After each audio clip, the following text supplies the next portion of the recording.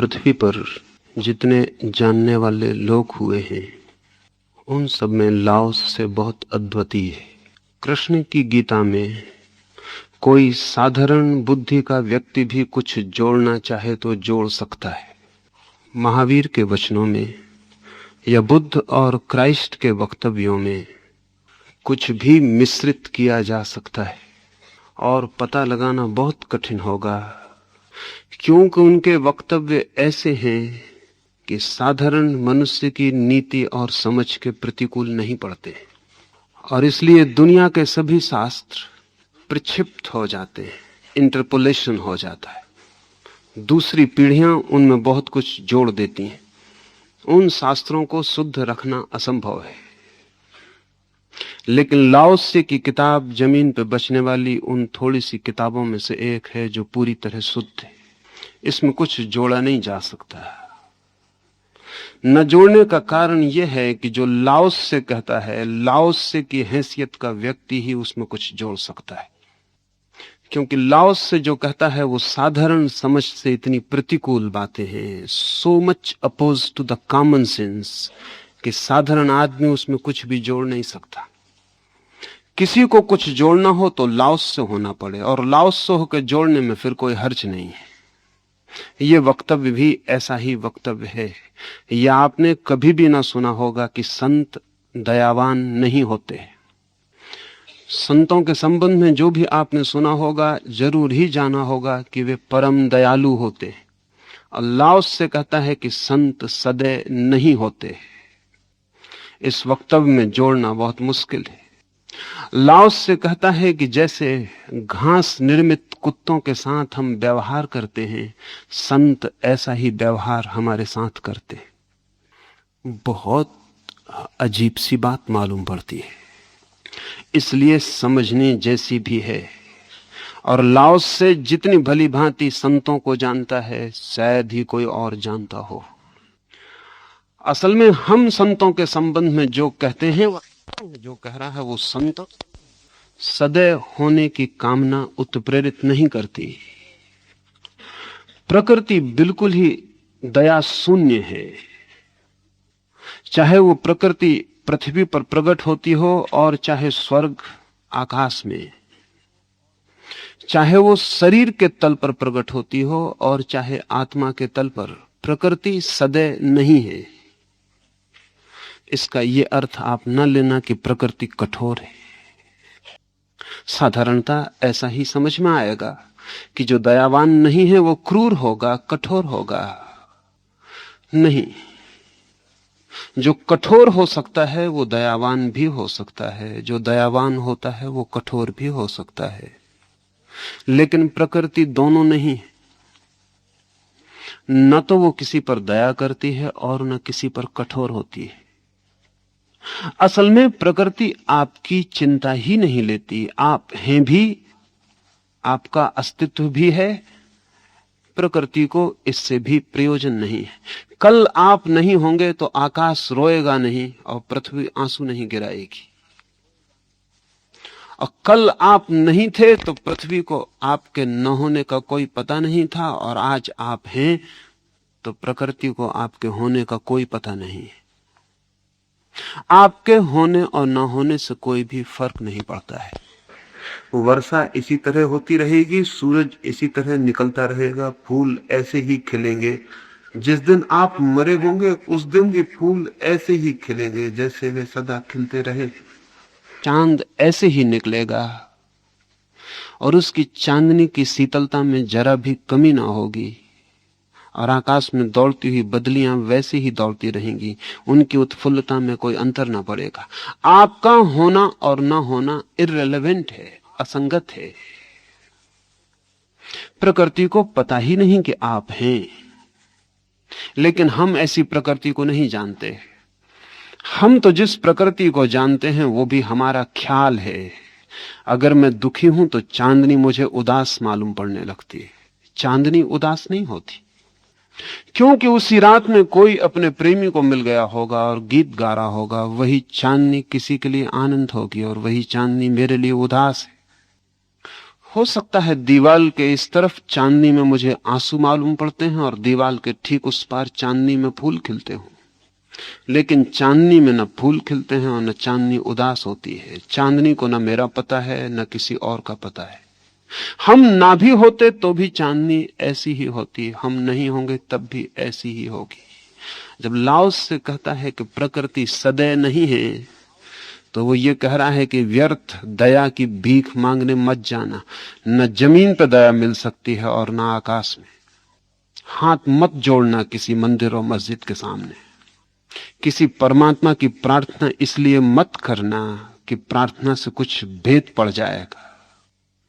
नहीं, प्रशंसा से कोई भेद ना पड़ेगा परमात्मा की तरफ से। स्तुति कुछ फर्क ना ला सकेगी, क्योंकि गालियां भी कोई अंतर नहीं लाती। स्तुति वहीं सार्थक होती है जहां गालियां भी सार्थक हो सकती हैं। अगर परमात्मा को दी गई मेरी गाली बेचैन करती हो तो मेरी स्तुति भी सार्थक हो सकती है। और परमात्मा अगर मैं प्रार्थना न करूं और नाराज और कठोर हो जाए तो मेरी स्तुति उसे पिघला सकती है, परसुएट कर सकती है, फुसला सकती है और राजी कर सकती है। अगर परमात्मा को मैं दयावान होने के लिए राजी कर सकता हूं तो फिर परमात्मा को कठोर होने के लिए भी राजी किया जा सकता है। उस हालत में परमात्मा परमात्मा नहीं रह जाता, हमारे हाथ की कठपुतली हो जाता है। लाओस से कहता है उल्टी है बात, हम उसके हाथ की कठपुतलियां हैं, वो हमारे हाथ की कठपुतली नहीं। अगर वो सदैव हो तो हम उसके साथ भी खेल कर सकते हैं। श्री लाओस से कहता है प्रकृति सदैव नहीं है, कठोर है ऐसा नहीं कहता। कठोर से कठोर आदमी भी दयावान होता है। कितना ही कठोर आदमी हो, चाहे वो तैमूर हो, चाहे वो चंगेज हो, चाहे वो हिटलर हो, कठोर से कठोर आदमी भी दयावान होता है। उसके हृदय के भी कमजोर कोने होते हैं। किसी को वो प्यार भी करता है और किसी की पीड़ा से दुखी भी होता है। मात्रा के फर्क होंगे। कठोर आदमी की दया की सीमा छोटी होगी, कठोरता की ज्यादा होगी, और दयावान आदमी की दया की सीमा बड़ी होगी और कठोरता की छोटी होगी। लेकिन दयावान से दयावान आदमी भी कठोर होता है, उसकी भी कठोरता की सीमा होती है। इसलिए बड़े से बड़े दयालु आदमी के पास जाके भी आप पाएंगे कि कुछ हिस्सा बहुत कठोर है, कहीं कहीं पत्थर भी है हृदय में। यह अनिवार्य है, क्योंकि इस जीवन में जो भी हम जानते हैं वो द्वंद है, डुअल है, दोहरे में बटा हुआ है। जो आदमी प्रेम करेगा वो घृणा भी करेगा ही, और जो आदमी क्रोध करेगा वो क्षमा भी करेगा ही। और जैसे सुबह होती है और सांझ होती है, ठीक ऐसे ही आदमी के मन पर द्वंद का आना और जाना होता है। लाओस से कहता है प्रकृति निर्द्वंद है। लाओस से यह कहता है कि वहां एक रस नियम है। उस एक रस नियम में कोई फर्क नहीं पड़ सकता। न तो वो दया करेगा और न वो कठोर होगा, न तो वो बुरे के लिए गर्दन काट देगा और न भले के लिए सिंहासन का इंतजाम करेगा। इसका अर्थ यह हुआ कि जो भी हम करते हैं और जो भी हम पाते हैं वो अपना ही किया हुआ और अपना ही पाया हुआ है। उसमें प्रकृति कोई हाथ नहीं बटाती।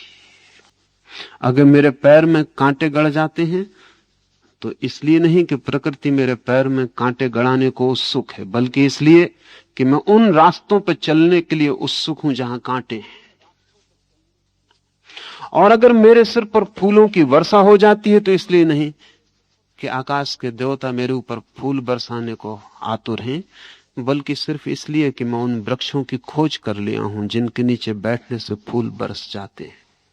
ये संयोग है, ये मेरी ही खोज है, चाहे वो कांटे की हो और चाहे फूल की, और चाहे मुझे गालियां मिलें और चाहे मुझे प्रेम मिले, और चाहे मैं नरक में सड़ूं और चाहे स्वर्ग का संगीत मेरे चारों ओर गूंजने लगे। ये मेरी ही खोज है। लेकिन प्रकृति निरपेक्ष है नहीं, प्रकृति जरा भी उत्सुक नहीं है। होनी भी नहीं चाहिए, क्योंकि अगर प्रकृति इसमें उत्सुक हो तो अव्यवस्था हो जाए। लाओस से कहता है यही प्रकृति की व्यवस्था है कि वो आप में बिल्कुल उत्सुक नहीं है। आप में उत्सुकता हो तो आप प्रकृति के नियमों का दुरुपयोग शुरू कर दें। आप में उत्सुकता हो तो आप प्रकृति को आदमी के हाथ के भीतर रख दें, लेकिन प्रकृति आप में उत्सुक नहीं है, इसलिए सदा आपके हाथ के बाहर है। और कभी अगर आपकी प्रार्थनाएं पूरी हो जाती हैं तो इसलिए नहीं कि किसी ने उन्हें सुना, बल्कि इसलिए कि आपने उन प्रार्थनाओं को पूरा करने के लिए कुछ और भी किया। अगर आपकी प्रार्थनाएं पूरी नहीं होती तो इसलिए नहीं कि परमात्मा नाराज है, बल्कि इसलिए कि आप बिल्कुल कोरी प्रार्थनाएं कर रहे हैं और उनके पीछे कुछ भी नहीं। अगर प्रार्थनाओं से बल भी आता है तो आप में ही आता है और आपका ही आता है। अगर मंदिर के सामने हाथ जोड़कर आपने प्रार्थना की है और लौटते वक्त पाया है कि प्राणों में ताकत ज्यादा है, संकल्प ज्यादा सजग है, पैर ज्यादा मजबूत हैं, तो ये कहीं और से आ गई ताकत नहीं है, ये मंदिर के सामने खड़े होकर प्रार्थना करने के ख्याल का परिणाम है। ये आपका अपना है। और ऐसे मंदिर के बाहर भी हो सकता है जहां मंदिर में कुछ भी ना हो। और इसलिए कई बार ऐसा हो जाता है कि पत्थर भी आपकी प्रार्थनाओं को पूरा करने में सफल हो जाते। और कई बार ऐसा हो जाता है कि बुद्ध और महावीर और लाओत्से की हैसियत का आदमी सामने खड़ा हो और आपकी प्रार्थना अधूरी की अधूरी रह जाती। नहीं, दूसरी तरफ बात नहीं है, आपकी ही तरफ बात है। इसको साफ करने के लिए लाओत्से कहता है प्रकृति सदैव नहीं है। एक लिहाज से ये बहुत कठोर है बात, क्योंकि हम बेसहारा हो जाते, हमारे हाथ की सारी क्षमता टूट जाती है। अगर कोई कह दे कि प्रकृति सदैव नहीं है, अगर मैं गड्ढे में गिर रहा हूंगा तो प्रकृति से कोई आवाज ना आएगी कि रुक जाओ। ये कठोर लगती है बात और मन को धक्का भी लगता है। इस धक्के की वजह से ही लाओस से बहुत अधिक लोगों की समझ के बाहर पड़ा, क्योंकि उसने आपकी किसी कमजोरी को पूरा करने का कोई वचन नहीं दिया है। लाओसे के पीछे धर्म बनाना बहुत मुश्किल है, क्योंकि धर्म तो तभी बनता है जब आपकी कमजोरी का शोषण किया जा सके। जो आप चाहते हैं वही कहा जाए कि परमात्मा भी चाहता है। जो आप पाना चाहते हैं वही देने को परमात्मा भी राजी हो, तो धर्म निर्मित होते हैं। लाओत्से के पीछे कोई धर्म निर्मित नहीं हो सका। लाओत्से की हैसियत का आदमी वो अकेला है जिसके पीछे कोई धर्म निर्मित नहीं हो सका। कोई चर्च नहीं खड़ा हो सका। कैसे खड़ा होगा? क्योंकि लाओत्से कहता है प्रकृति सदैव नहीं। प्रार्थना कट गई, स्तुति कट गई, परमात्मा कट गया, आप अकेले रह गए। और अकेले रहने में हमें इतना डर लगता है कि झूठा भी साथ मिल जाए तो मन को राहत होती है। नहीं हो कोई साथ, मेरी नाव बिल्कुल खाली है और मैं हूं। आंख बंद करके भी सपना देख लूं कि कोई साथ है, नाव पर अकेला नहीं हूं, तो भी राहत मिलती है। शायद इसीलिए आदमी सपने देखता है, और सपने सोकर ही देखता हो ऐसा नहीं, जाग कर भी देखता है। जिन्हें हम धर्म कहते हैं वे हमारे फैलाए गए बड़े बड़े स्वप्न हैं, जिनमें हमने वही देख लिया है जो हम चाहते हैं, और बड़े सस्ते में देख लिया है। क्योंकि एक आदमी एक बार भोजन करता है, या एक आदमी एक लंगोटी पहनता है, या एक आदमी नग्न खड़ा हो जाता है, या एक आदमी रोज मंदिर की घंटियां बजा देता है, तो वो सोचता है मोक्ष सुनिश्चित हुआ, निश्चित हुआ स्वर्ग। नहीं, प्रकृति सदैव नहीं। लेकिन दया की भीख कौन मांगते? दया की भीख सदा ही गलत लोग मांगते।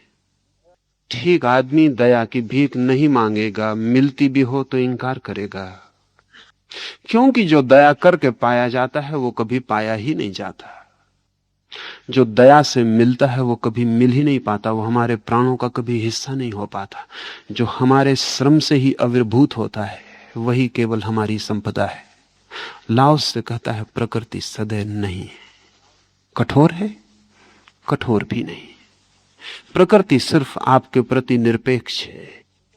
आपके प्रति प्रकृति का कोई भाव नहीं है, निर्भावी है, पक्ष विपक्ष नहीं है। हम सदा तोड़कर सोचते हैं प्रकृति मित्र है या शत्रु है। नहीं प्रकृति मित्र है, नहीं प्रकृति शत्रु है। प्रकृति आपका कोई लेखा जोखा नहीं रखती, आप अकाउंटेबल ही नहीं, आपका कोई हिसाब नहीं रखा जाता है। आप न होते तो कुछ कमी नहीं होती, आप होते हैं तो कुछ बढ़ नहीं जाता है। पानी पर खींची गई लकीरों जैसा हमारा होना है। पानी को कोई अंतर नहीं पड़ता है, लकीर खींच भी नहीं पाती कि मिट जाती है और बुझ जाती है। सदैव नहीं है इसका अर्थ है आपके प्रति कोई भाव नहीं है। ये एक दृष्टि से कठोर, दूसरी दृष्टि से बहुत ही आनंदपूर्ण बात है। क्योंकि अगर प्रकृति भी भाव रखती हो तो वहां भी पक्षपात हो ही जाएगा, फिर वहां भी धोखा देने में समर्थ हो जाएगा, फिर वहां कोई पाप भी करेगा और स्वर्ग भी पहुंच जाएगा, और कोई पुण्य भी करेगा और नरक में सड़ेगा। अगर कोई भी भाव है अस्तित्व के पास तो चुनाव शुरू हो जाएगा।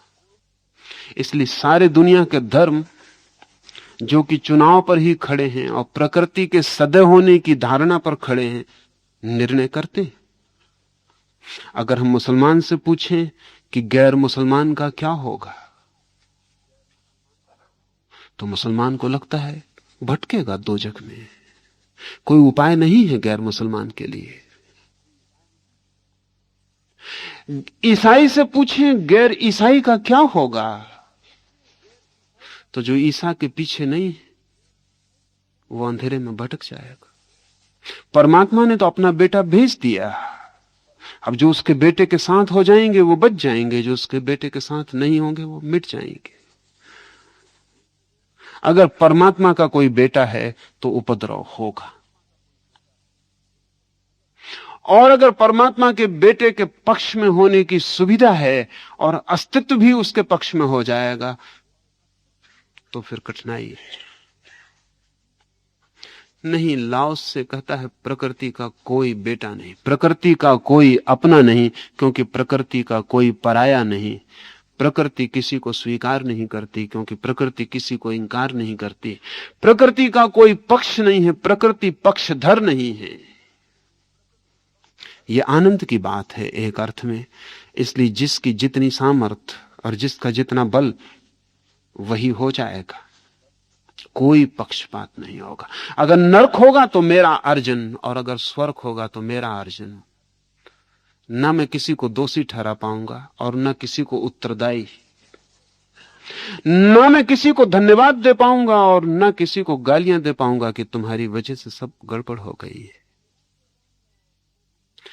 लाओसे के इस वचन का अर्थ है ultimately I am the responsible, ultimate responsibility is with मी।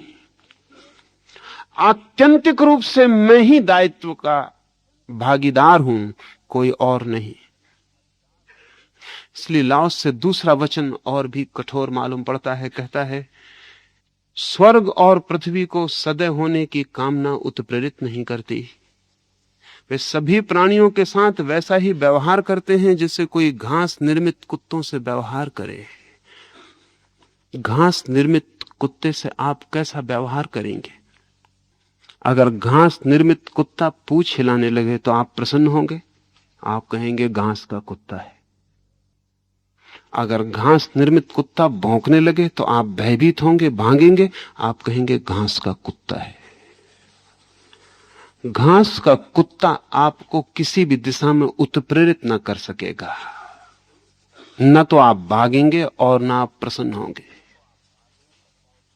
लेकिन अगर ख्याल भी आ जाए कि घास का कुत्ता असली है तो आप उत्प्रेरित हो जाएंगे। झूठा भी घास का ही हो कुत्ता, लेकिन आपको पता ना हो और समझें कि असली है, तो उसकी हिलती पूंछ आपके भीतर भी कुछ हिला जाएगी, कुछ भीतर प्रसन्न हो जाएगा, गदगद कुत्ता आदमी इसीलिए पालता है क्योंकि आदमी खोजना महंगा काम है जो आपके पीछे पूंछ हिलाए। सभी अफोर्ड नहीं भी कर सकते, महंगा है।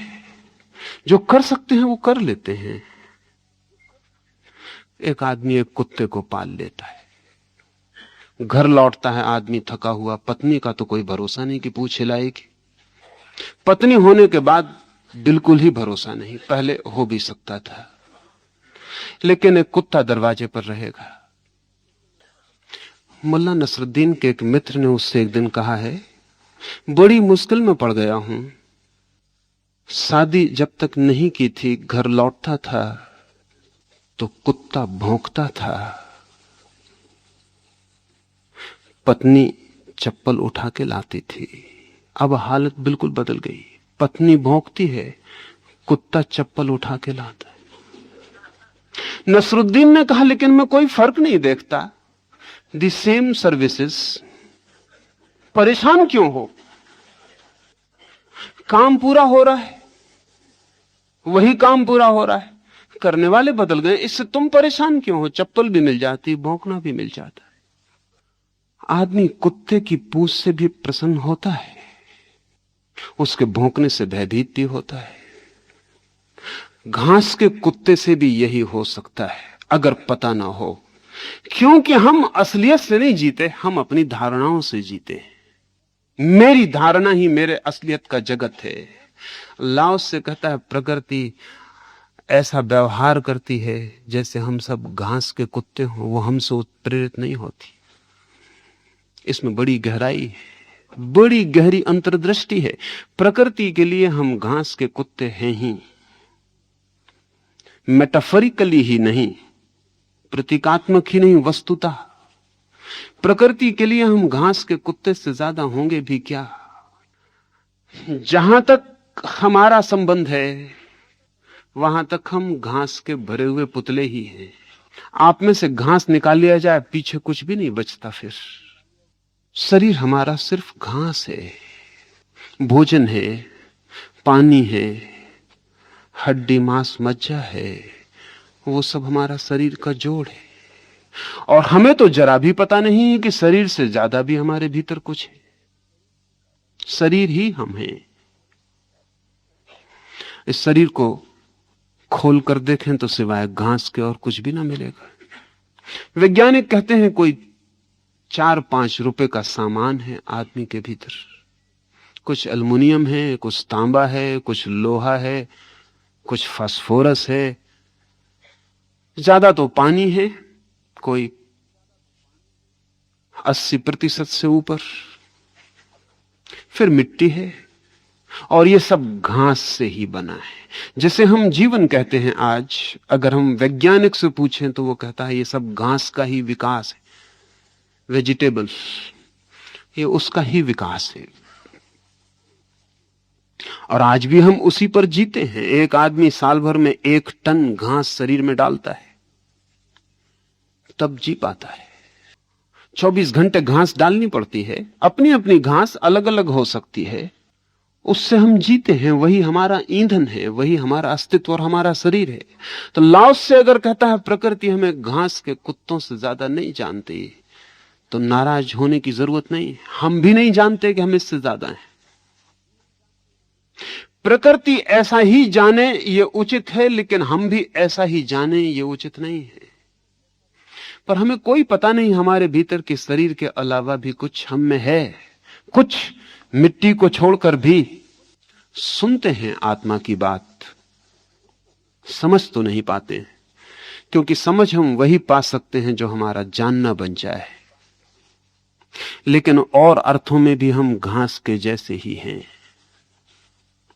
कभी आपने देखा खेत में झूठा आदमी बना के खड़ा कर देते हैं, घास भर देते हैं और हंडी सिर पर टांग देते हैं। जानवरों को भगाने के काम आ जाता है। जानवरों को सच्चा ही मालूम पड़ता है, इसीलिए उत्प्रेरित हो जाते हैं, डर जाते हैं, भयभीत हो जाते हैं। कभी रात अंधेरी हो और अपरिचित जगह हो तो आपको भी डरा सकता है। घास का पुतला खेत में खड़ा हुआ, आपकी भावना ही प्रोजेक्ट होती है, उस घास के पुतले पर सवार हो जाती है। घास के पुतले को देखकर हम उत्प्रेरित हो सकते हैं।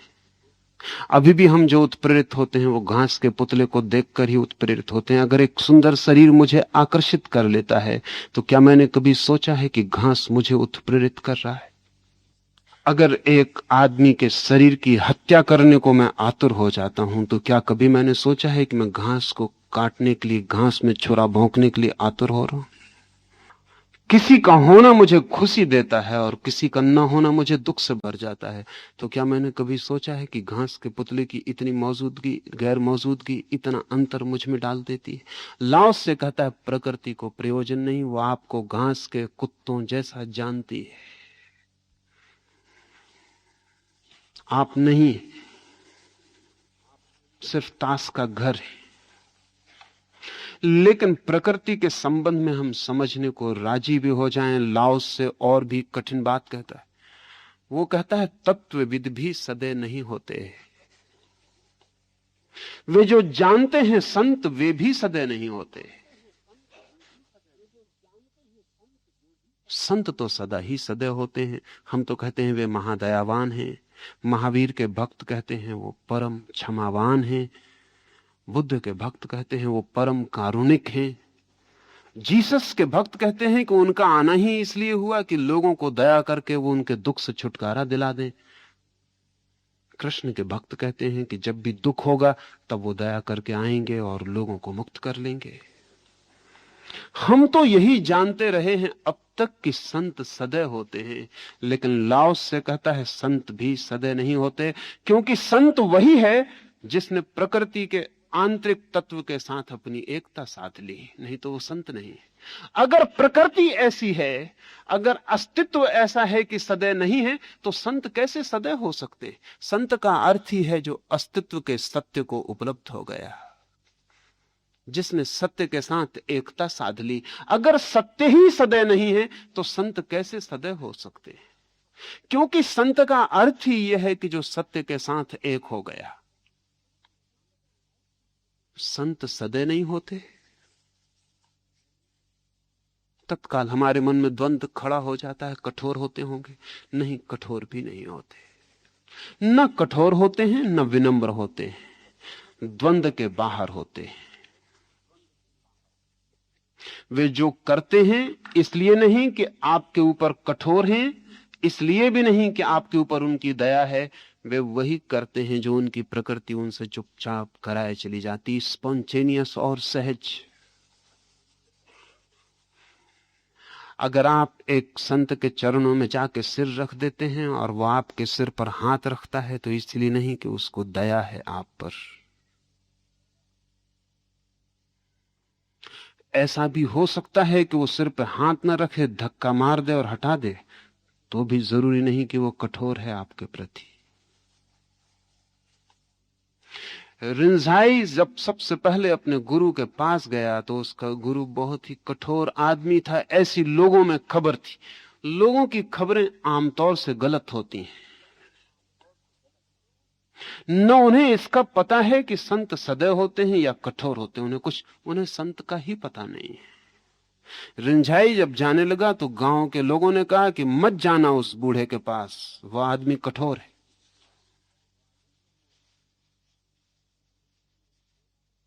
रिंझाई ने कहा, लोगों ने मुझसे कहा फला संत बहुत दयावान है, मैं उनके पास भी जाकर देखा, मैंने पाया उनमें कोई दया नहीं। अब तुम कहते हो यह आदमी कठोर है, इसके पास भी जाकर देखूं, बहुत संभावना यही है कि तुम भी गलत होगे। तुम सदा ही गलत होते हो।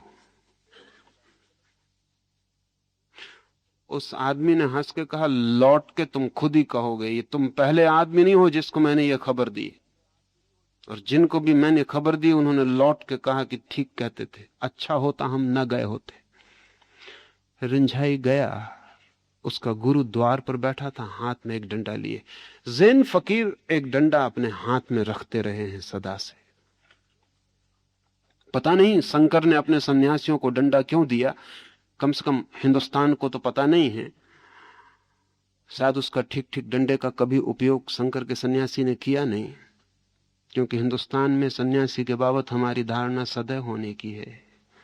वो दंडीधारी सन्यासी तो कहलाता है, लेकिन उस डंडे का उपयोग सिर्फ एक फकीरों के वर्ग ने किया है, जापान में जैन फकीरों ने। गुरु डंडा लिए बैठा था, रिंझाई उसके सामने जाके झुकता था। गुरु ने कहा, रुक, मैं सभी को पैर नहीं छूने देता,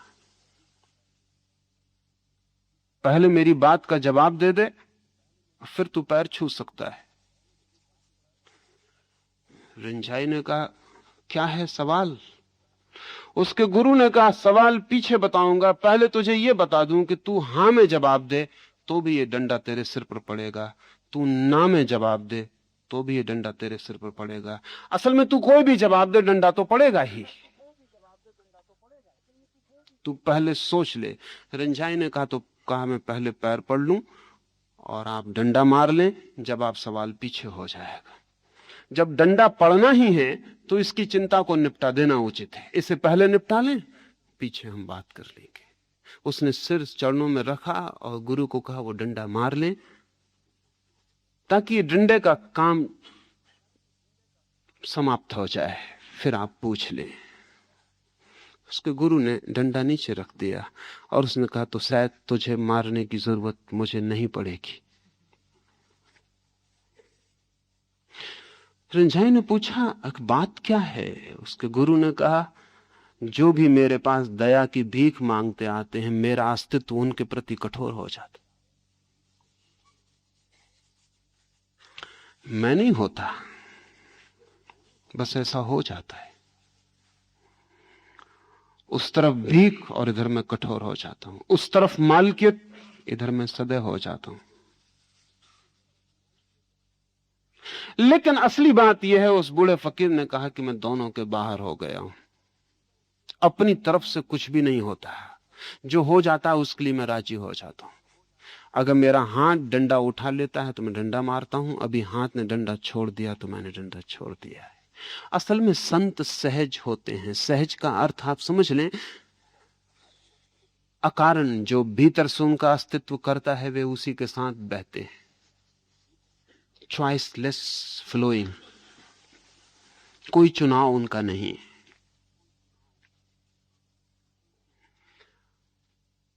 सदैव वे नहीं हो सकते, दया वे नहीं कर सकते, कठोर भी वे नहीं हो सकते, लेकिन कभी वे दयावान मालूम होते हैं, वो हमारी समझ है, और कभी वे कठोर मालूम होते हैं, वो भी हमारी समझ है। और हमारी समझ पागल की समझ है। हम जो समझते हैं वैसा शायद ही कभी होता है। एक मित्र 2 महीने पहले मेरे पास आए, कोई 5 वर्ष से आते हैं। सदा आके वो मुझे कहते हैं कि आपको 2-4 दिन नहीं देख पाता, आपके दर्शन नहीं कर पाता तो मन बड़ा बेचैन हो जाता है।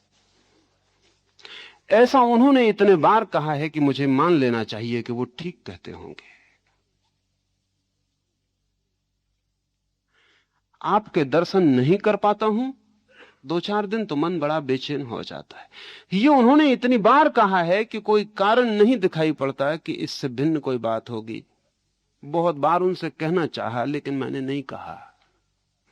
इस बार 2 महीने पहले आए थे तो मैंने उनसे कहा कि एक बात पूछूं, इतने दिन से आप आते हैं, कहते हैं आपका दर्शन न करूं तो मन बड़ा बेचैन हो जाता है।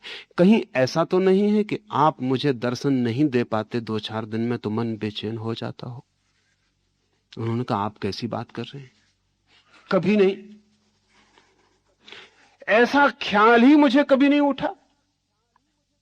ख्याल ना भी उठा हो, ख्याल का उठना जरूरी नहीं, हम अपने को धोखा देने में इतने कुशल हैं। मैंने कहा, फिर भी सोचना। उन्होंने कहा, सोचने का कोई सवाल ही नहीं।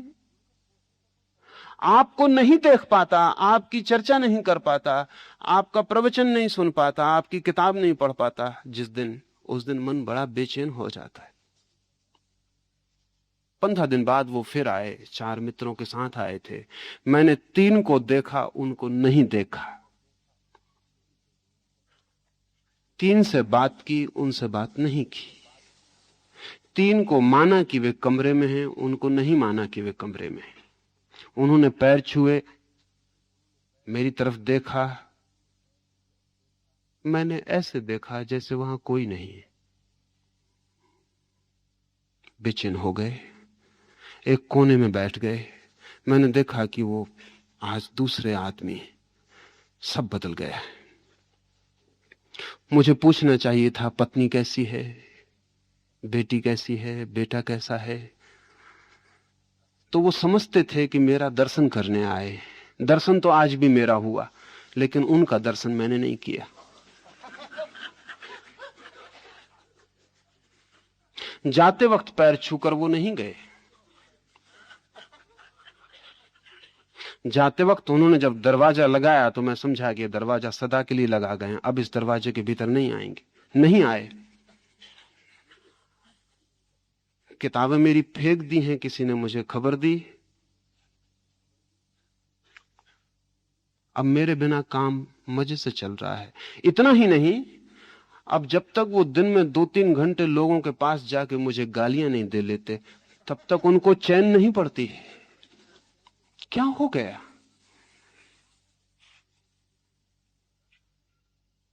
वो वर्षों से कहते थे कि आपके दर्शन के बिना चैन नहीं पड़ती। मैं जानता था कि मेरा दर्शन नहीं है असली बात,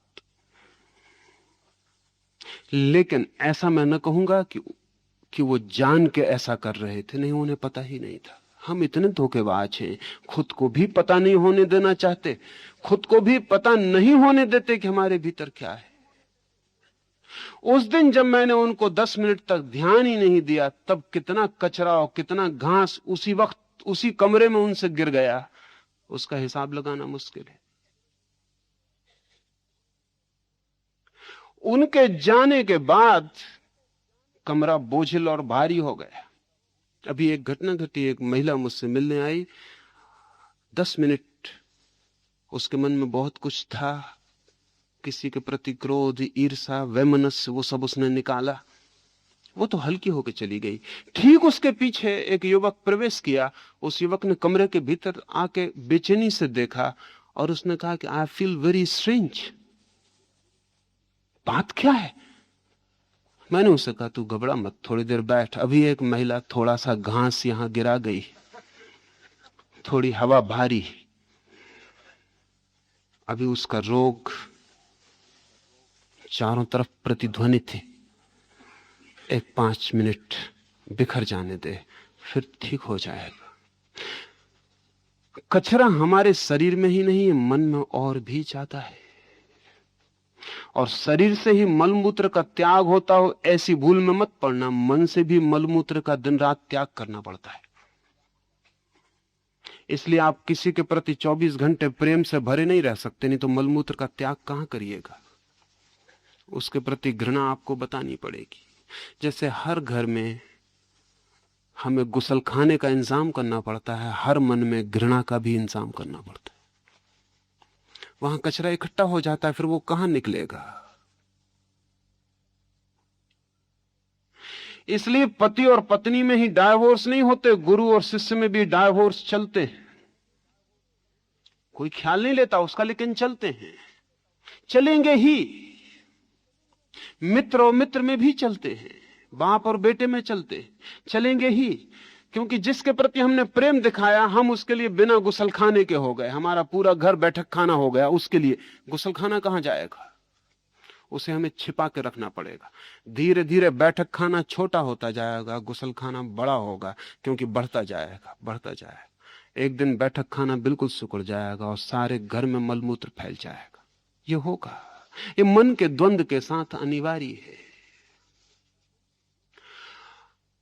लाओस से कहता है, वे संत द्वंद में नहीं जीते। वे ना किसी को प्रेम करते हैं और इसलिए ही वे किसी को घृणा नहीं करते। इसे ठीक से समझ लें। हमारा तर्क और है। हम कहते हैं चूंकि मैं आपको प्रेम करता हूं इसलिए आपको घृणा नहीं करता। यह तर्क बिल्कुल ही गलत है।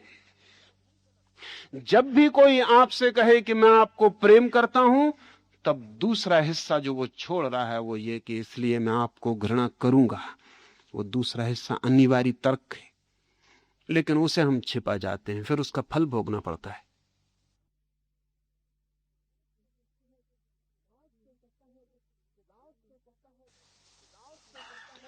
लाओस से कहता है वे किसी को प्रेम नहीं करते क्योंकि वे किसी को घृणा नहीं करते। वे किसी पर दया नहीं करते क्योंकि वे किसी के प्रति क्रूर और कठोर नहीं हैं। वे किसी को कभी क्षमा नहीं करते क्योंकि वे कभी क्रोध नहीं करते। इस द्वंद्व को ठीक से समझ लें। ये एक ही सिक्के के दो पहलू साथ ही साथ चलते हैं। चाहे आप एक पहलू को छिपा लें, कितनी देर छिपाइएगा, फिर बोर्डम पैदा होती है। जिसको छिपाते हैं उसे देखने की जिज्ञासा जगती है, और जिसे बहुत देखते हैं उससे हटने का मन होता है, फिर पहलू बदलना पड़ता है। प्रेमी का अनिवार्य परिणाम यही है कि वो घृणा से भर जाए, और मित्रता अगर पक्की है तो शत्रुता पैदा होगी। पक्की है तो, कच्ची है तो चल सकती है। इसलिए मेरे पास बहुत लोग आते हैं, वो कहते हैं फलां व्यक्ति आपको इतना प्रेम करता था, इतना श्रद्धा करता था, वो आपके खिलाफ क्यों हो गया? मैं कहता हूं इसीलिए। ये उनके ख्याल में नहीं आता इसीलिए, क्योंकि वो तो ये ख्याल लेके आए हैं कि जो इतना प्रेम करता था उसे तो खिलाफ होना ही नहीं चाहिए। और मैं तो इतना प्रेम आपको नहीं भी करता हूं, वो मुझे कहता है मैं खिलाफ नहीं हुआ। मैं कहता हूं इसीलिए। ये इसीलिए को ठीक से देख लें तो लाओस से समझ में आ जाएगा। वो कहता संत द्वंद्व के बाहर है। इसलिए अगर आप समझते हैं कि महावीर आप पर दया करते हैं, ये आपकी ही समझ, इसमें महावीर कहीं भी जिम्मेवार नहीं है। और अगर आप समझते हैं महावीर की आंख आप पर तेज है और कठोर है, यह आपकी ही समझ, आपका इंटरप्रिटेशन, आपकी व्याख्या। महावीर का इससे कुछ लेना देना नहीं है। संत द्वंद्व में अपने को विभाजित नहीं करता, लेकिन ये लाओस से कहता है वे भी सभी मनुष्य के साथ ऐसा व्यवहार करते हैं जैसे घास निर्मित कुत्तों के साथ किया जाता है। संत और लोगों के साथ ऐसा व्यवहार जैसे घास निर्मित कुत्तों के साथ। संत तो सबके भीतर परमात्मा देखता है। संत और किसी के भीतर घास निर्मित कुत्ते को देखेगा? घास निर्मित कुत्ते में भी उसको घास निर्मित कुत्ता नहीं देखना चाहिए। कुत्ते में भी उसको परमात्मा ही दिखाई पड़ता है, ऐसा हमने सुना है। लाओस से क्या कह रहा है? ये बिल्कुल उल्टी बात कह रहा है, लेकिन ये उल्टी बात नहीं, ये उसी बात का दूसरा हिस्सा है।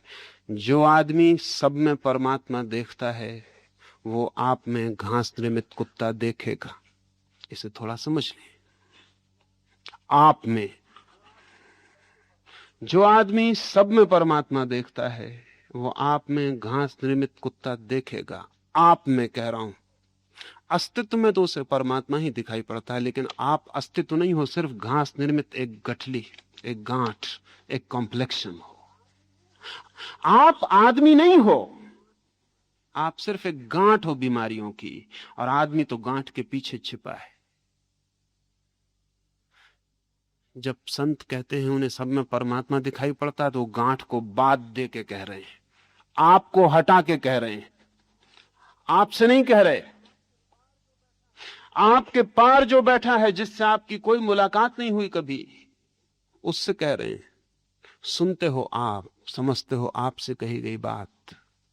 आप सिर्फ गांठ हो बीमारियों की, एक ग्रंथि।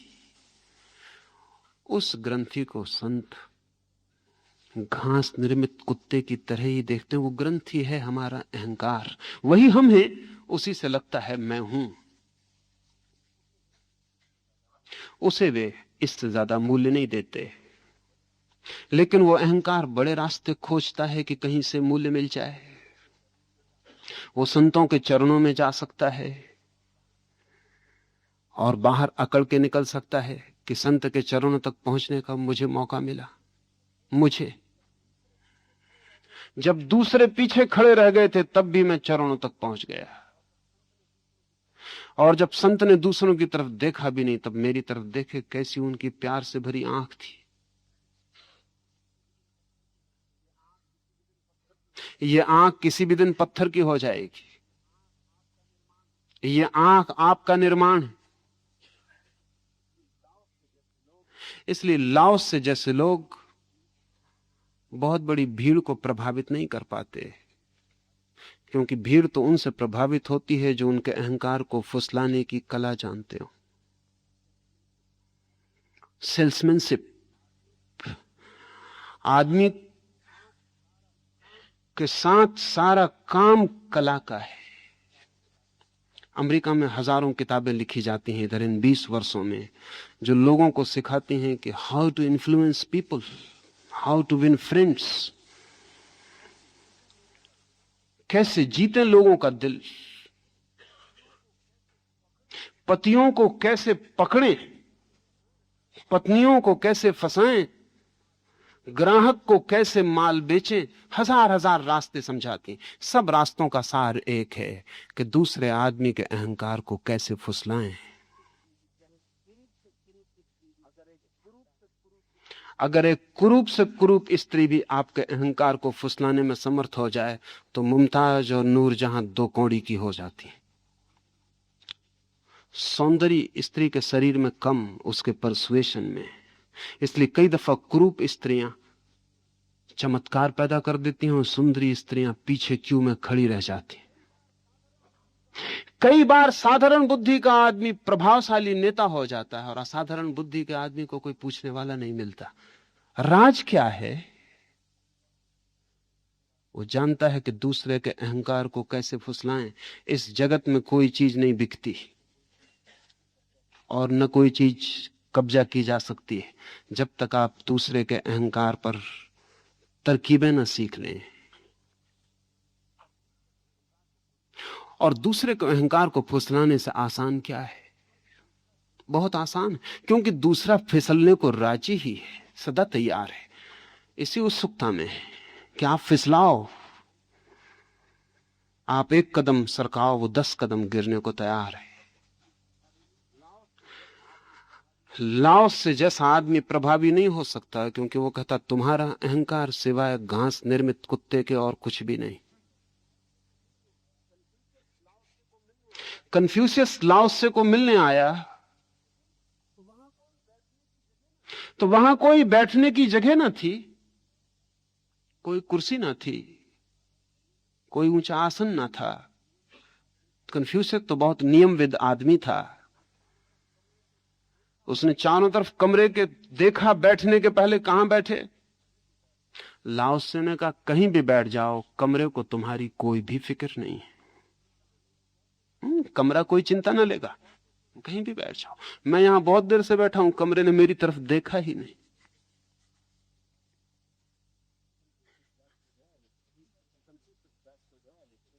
कन्फ्यूशियस बैठ तो गया लेकिन बेचैन हो गया।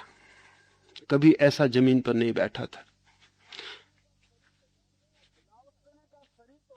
लाओस ने कहा शरीर तो बैठ गया, तुम भी बैठ जाओ। वो अहंकार अभी पीछे खड़ा था।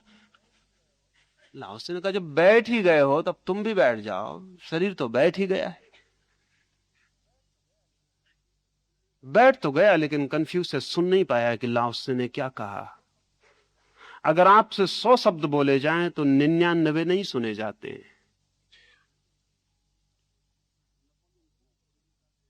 नेपोलियन हिल अमेरिका के कुशल विचारक ने कहा है कि अगर दूसरे आदमी के भीतर प्रवेश करना हो तो सबसे पहले उसके अहंकार को थोड़ी सी खुशामद दो, तब वो सुनने को राजी होता, नहीं तो वो सुनता भी नहीं, सुनता भी नहीं। आप यहां आए,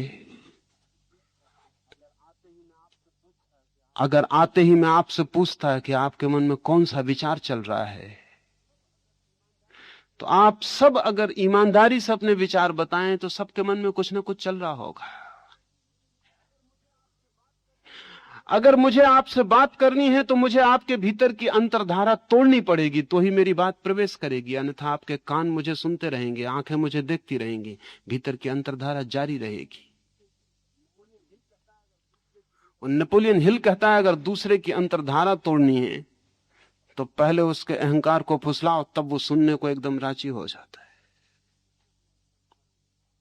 उसने अपना एक संस्मरण लिखा है। उसका ख्याल है कि आदमी चार चीजों के आसपास इर्द गिर्द घूमता है, यश, धन, वासना, धन। इनके इर्द गिर्द घूमता रहता है। ये सब अहंकार के ही हिस्से हैं। उनको 4 8 कितना ही कोई कहे। अगर किसी आदमी को आपको राजी करना है तो हिल जैसे लोग कहते हैं कि इन 4 में से कहीं से प्रवेश करो। वो एक बस में चढ़ा है, बस तेजी से भागी जा रही, जोर की वर्षा है और उसको 55 नंबर के स्टैंड पे उतर जाना है। ड्राइवर से उसने कहा कि ख्याल रखना, मुझे 55 नंबर के स्टैंड पे याद दिला देना कि 55 नंबर आ गया, कहीं ऐसा ना हो कि मैं आगे पीछे चला जाऊं, रात अंधेरी हो, वर्षा बहुत हो रही है। ड्राइवर ने कहा मैं किस किस को याद दिलाऊंगा, और वर्षा की वजह से मुझे खुद भी ठीक दिखाई नहीं पड़ रहा कि कौन सा नंबर निकला जा रहा है। अपना ख्याल रखना। और भी लोगों ने मुझसे कहा है, फिर मैं ट्रैफिक पे ध्यान रखूं कि नंबरों का ख्याल रखूं। दूसरा आदमी होता चुपचाप पीछे चला जाता। नेपोलियन हिल ने सोचा प्रयोग करना उचित है। उसने कहा कि और इसलिए और भी कह रहा हूं कि 55 नंबर के स्टैंड के पास जमीन में गड्ढा खुदा है, सड़क खोदी जा रही है, जरा होश से चलाना। वो पीछे जाके खड़ा हो गया और सबके नंबर भूल गए, ड्राइवर को 55 नंबर नहीं भूला। 55 नंबर पर गाड़ी धीमी करके उसने कहा लेकिन वो गड्ढा कहां है? नेपोलियन हिल ने उसे कहा गड्ढा वगैरह कोई भी नहीं है, लेकिन तुम्हारे भीतर जो अंतर्धारा है उसको तोड़ के 55 नंबर डालना जरूरी है। अगर मौत का ख्याल आ जाए तो अहंकार को धक्का लग जाता है, धन का ख्याल आ जाए तो धक्का लग जाता है, वासना का ख्याल आ जाए तो धक्का लग जाता है, यश का ख्याल आ जाए तो धक्का लग जाता है। धारा टूट जाती है, ओपनिंग हो जाती, वहां से भीतर प्रवेश किया जा सकता। लाओस से जैसे लोग कैसे प्रवेश करें आपके भीतर, क्योंकि न वे धन की बात करेंगे, न यश की बात करेंगे, न पद की बात करेंगे, न वासना की बात करेंगे, ये कोई बात ना करेंगे। वे आपसे कह रहे हैं तुम कुत्ते हो घास निर्मित, इनकी कोई सुनेगा? कन्फ्यूशस ने लौट के अपने शिष्यों से क्या कहा आपको पता है? उसने कहा उस बूढ़े के पास कोई मत जाना कभी, वो आदमी क्या है, सिंह मालूम पड़ता है, किसी को खा जाएगा। इतना कठोर आदमी मैंने नहीं देखा। मैं उसके सामने एकदम घबरा गया। उसने जो भी कहा मुझे पता नहीं क्या कहा, मैंने सुना भी ठीक से नहीं, मैं सुन भी नहीं सका। उस आदमी की तरफ आंख उठाना बहुत कठिन है। लाओस से सदैव भी नहीं है, कठोर भी नहीं है, लेकिन कन्फ्यूशस को कठोर लगा होगा, क्योंकि कन्फ्यूशस जैसा महाविचारक प्रतिष्ठा थी उसकी लाओसे से ज्यादा। लाओसे को कम लोग जानते थे, कन्फ्यूशस को ज्यादा। और 2500 साल में लाओसे ने नहीं चीन के मन को निर्मित किया, कन्फ्यूशस ने निर्मित किया। तो कन्फ्यूशस ज्यादा प्रतिष्ठित था, सम्राट उसको सम्मान देते थे, सम्राट उठ के उसको बैठने को कहते थे। और एक बूढ़े फकीर ने उससे कहा बैठ भी जा, कमरे को तेरी कोई फिक्र नहीं है। उसका मन और बंद हो गया होगा।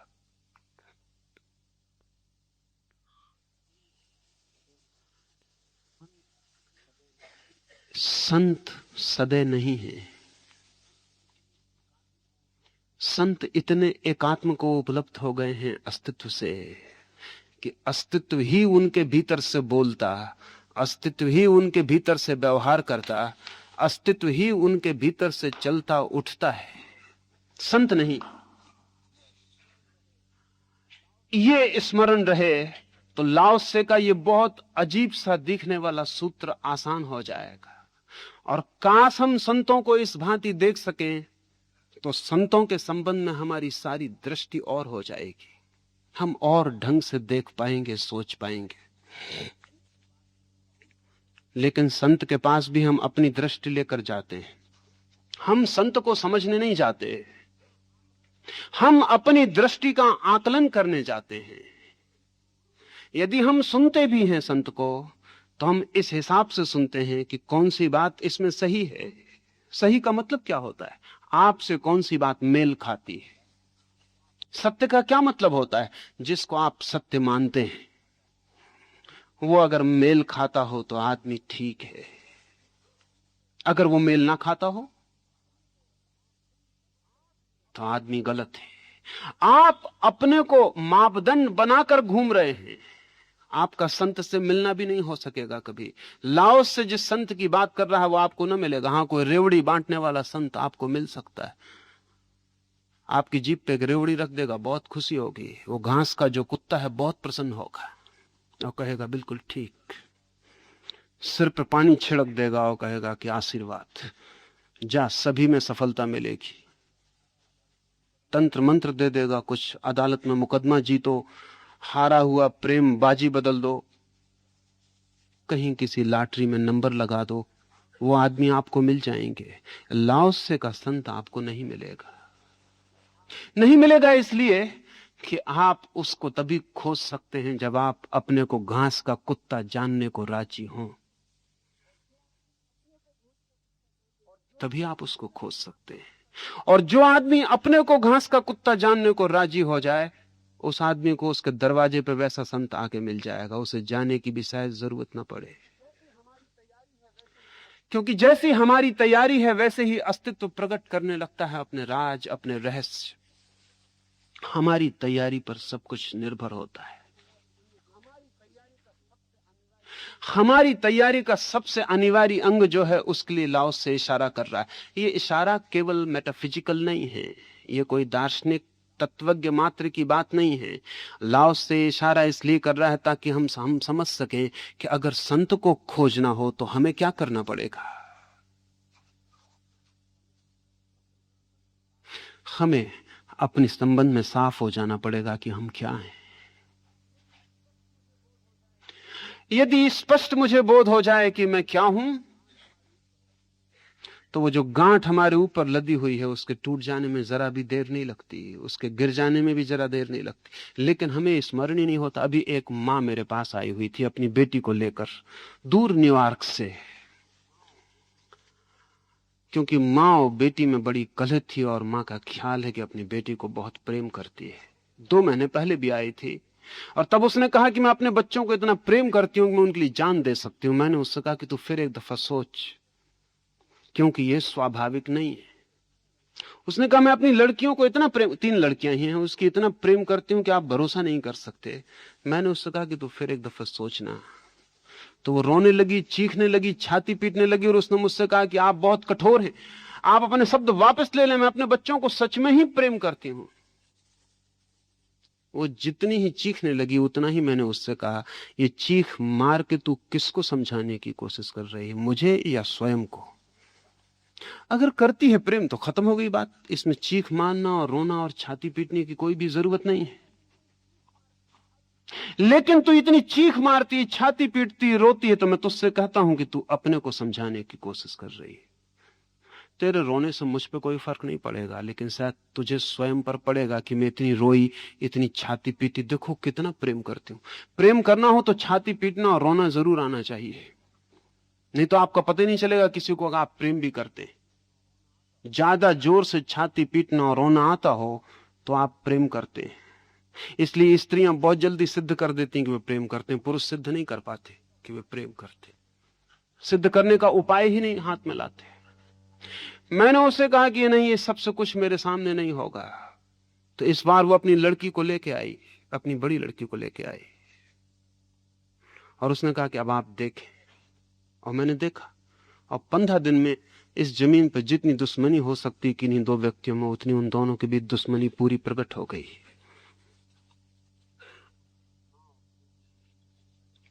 मां और बेटी के बीच होती है दुश्मनी, समाज छिपाता है, परिवार छिपवाता है। लड़की जैसे जैसे जवान होने लगती है मां दुश्मन होने लगती है। वो बिल्कुल स्वाभाविक, वो हमारा एनिमल हेरिटेज, वो जो जानवरों से हमें मिला है वो है। बेटा जैसे जवान होने लगता है बाप ईर्ष्या से भरने लगता है। मगर ये बातें कहने की नहीं,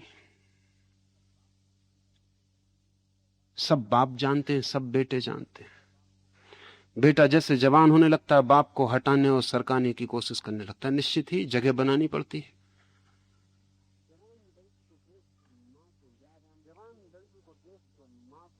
जवान लड़की को देख के मां को याद आना शुरू हो जाता है, वो भी कभी जवान थी।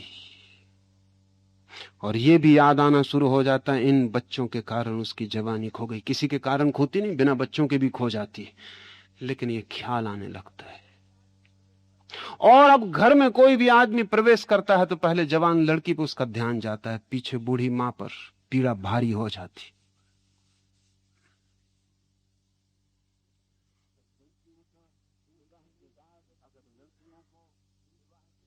अगर लड़कियों को विवाह के बाद उनके पतियों के घर भेजने की योजना किसी की होगी तो वो माताओं की है।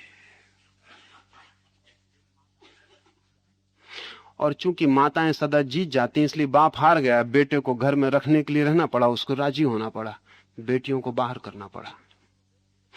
अगर बाप भी अपनी बेटी के प्रति ज्यादा उत्सुकता ले, जो कि बिल्कुल स्वाभाविक है, वो लेगा, तो मां को तकलीफ और ईर्षा हो जाती। फिर बेटी बेटी नहीं दिखाई पड़ती, धीरे धीरे निपट स्त्री दिखाई पड़ने लगती। मैंने 15 दिन उन दोनों की सारी बीमारियों को उभारने की पूरी कोशिश की, दोनों को उकसाया। उन दोनों की बीमारियां इतनी बढ़ गईं कि एक दूसरे की गर्दन घोंट डाले। और जब मैंने उनको सामने बिठा के दोनों को कहा कि अब तुम अपना दिल खोल दो, जो जो तुम्हारे भीतर है, तो जो रोग बाहर दिखाई पड़े वो कोई मां कल्पना नहीं करती, कोई बेटी कल्पना नहीं करती, लेकिन हर बेटी और हर मां के भीतर होते हैं। पर हम दबाए चले जाते हैं, छिपाए चले जाते हैं, उनके ऊपर और अच्छी परतें मुलम्मे लगाए चले जाते हैं, फूल की कतार सजा लेते हैं और भीतर गंदगी को छिपा देते हैं। लाओस से कहता है तुम यही जोड़ हो इसी सब छिपी हुई गंदगी का। इसे हम घास के कुत्ते से ज्यादा नहीं मानते, और ना हम इस पर दया करते हैं, ना इसकी क्षमा करते हैं, ना हम इस पर कठोर हैं। हम सिर्फ इतना कहते हैं ये बिल्कुल व्यर्थ है, इररिलेवेंट है, असंगत है, इसका कोई मूल्य नहीं है। और जब तक ये गांठ न फिक जाए तब तक वो जो मूल्यवान है उसका आविर्भाव नहीं होता। और जब तक ये कचरा ना हट जाए तब तक भीतर वो जो स्वर्ण छिपा है वो कभी निखरता नहीं। ये हैरानी होगी जान के कि 15 दिन इन माँ और बेटी ने एक दूसरे के साथ इतनी ईर्ष्या, इतनी घृणा और इतनी गालियां दी कि कभी कभी तो मैं भी दिक्कत में पड़ा और मुझे लगा कि कहीं ये हल ना हो पाया, क्योंकि उन्हें जल्दी वापस लौटना है तो उपद्रव हो जाएगा। फिर मुझे सामने बिठा के उनके घृणा के निकालने के प्रयोग करवाने पड़े। एक ही प्रयोग में जो किसी लड़की ने अपनी मां को कभी नहीं कहा होगा, किसी मां ने अपनी कभी लड़की को नहीं कहा होगा, लेकिन दोनों ने सदा सदा सोचा है, काल काल युग युग में वो उन दोनों ने कहा। कल्पना के बाहर मां कह सकी अपनी बेटी से कि तू मेरी दुश्मन है और मेरे साथ जो भी किसी का प्रेम बनता है तू उसे छीनने की कोशिश करती है। और लड़की कह सकी अपनी मां से कि तू सिर्फ एक वेश्या है।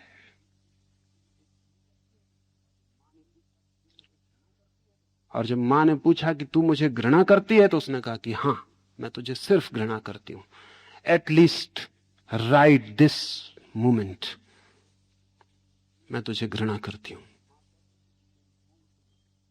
मां कह सकी तू मेरी कोई भी नहीं है और मैं तुझे देखना भी बर्दाश्त नहीं कर सकती। और ये सारी गाली घंटे भर जब निकल गई और मैंने उन दोनों से कहा आंख बंद करके तुम चुप हो जाओ, 5 मिनट वे चुप बैठ के रोती रही, फिर एक दूसरे के गले लग गई। रात वे एक ही बिस्तर में सोई और दूसरे दिन मां ने मुझसे कहा कि हमारी हनीमून की रात थी। वर्षों के बाद मैं इस लड़की को फिर से प्रेम कर पाई, लेकिन मैंने उसे कहा कि ध्यान रखना ये प्रेम फिर घृणा को इकट्ठा करने लगे। द्वंद्व जहां है वहां हम विपरीत को इकट्ठा कर लेते हैं।